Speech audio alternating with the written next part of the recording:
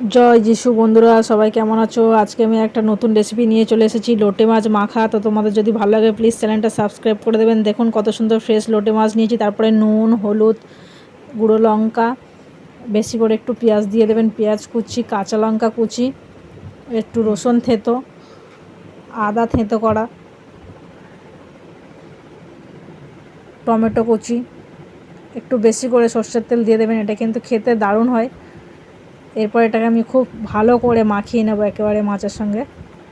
তারপর এটাকে 10 মিনিট আমি ঢাকা দিয়ে রেখে দেবো। দেখুন কত সুন্দর দেখতে লাগছে। এরপর একটা কড়াই নিয়েছি, এর মধ্যে একটু তেল নিয়েছি হাতে। এটা কড়াইয়ের মধ্যে ভালো করে লাগিয়ে নেব, দেখুন এইভাবে। তারপরে এই লোটে মাছ মাখাটা আমি দিয়ে দেবো কড়াইয়ের মধ্যে, দেখুন এইভাবে দেবেন। আর আপনারাও বাড়িতে বানাবেন, ভালো লাগলে প্লিজ কমেন্টে জানাবেন।